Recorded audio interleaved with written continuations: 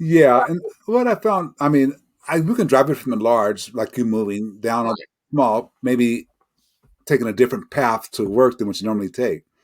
I mean, I'm wondering if you those type of changes because you're seeing something different on the route. I'm just wondering, do you think those even the small changes from large moving all the way down to maybe driving to work differently, or maybe finding a different way to say good morning to people? Those are the type of changes that get you a new perspective. Would you agree, or what do you think? I would totally agree. And just to go back to your question, I'm sorry I went off on a No, tangent here no, because I no, have no. Yeah, so much that I love to talk about this. Um, is that I think sometimes if you can make those big changes, try it out. Both of my daughters, they could make their own decisions, but I did encourage both of them.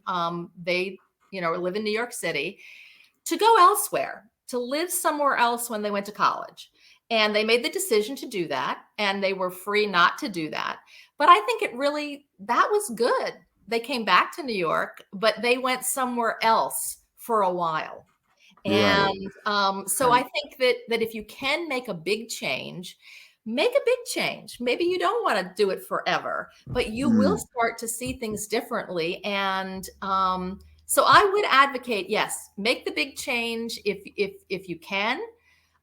It will give you a lot of courage. You will feel great about it. You don't have to do it forever, but also the little changes too. I mean, I was thinking about, because of your business, thinking about leadership and whatever, thinking about, I remember, when I was back in the corporate world and, meetings and even meetings that I would go to on boards here.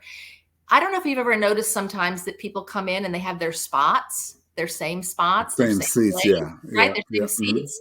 So it can go down to that micro level, even within a business or a company, just to always be changing things up a little bit, I'm sure that we've known people too before in our lives where our perception of them until we actually had a conversation is totally different Yeah, when we yep. actually have a conversation with them.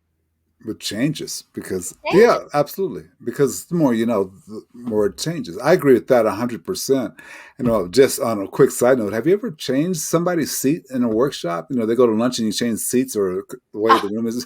Oh, it becomes just miserable.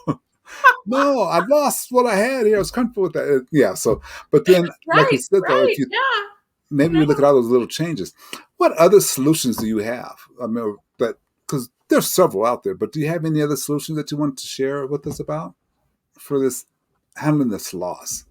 I mean, I think your TED Talk is so appropriately named, "How to Begin Again."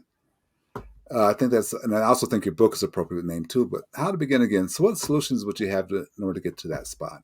Well, the other thing that I would probably say is one thing that I didn't mention is that sometimes we do, because we have this fear, and we have these habits that are ingrained in us, that sometimes it's okay to like take baby steps and to just say, well, I can't do that big thing yet. And so this is one thing that I did. And I started to observe myself. I started to make those little baby steps, take those little things. I'll just tell you anecdotally one thing in my book. There was, I had so much furniture. It's 4 stories, a cellar, just oh man, so much stuff. And I wanted to keep this one chair, and I had this guy from a furniture company come in, and I'm like, "What do you want?" And he's like, "Well, you know what? People aren't buying Art Deco anymore. It's not really worth anything." And I'm like, "Great. Please take something." And so he said, "Well, how about that pink chair over there?" Well, that was the one thing that I wanted to The only thing you wanted. that was the one thing I was like, "No, not the big chair." But so I think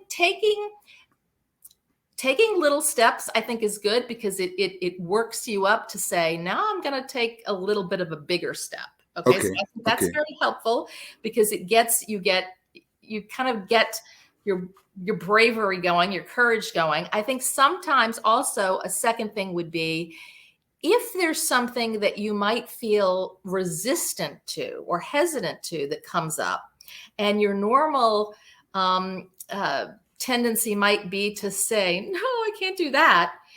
is to say yes, like with the chair. Say yes, Mm. because you cannot know how you're going to feel and how that's going to change you and what insights you're going to get if you give a yes. Okay, okay, okay. So I think you have to be willing to play with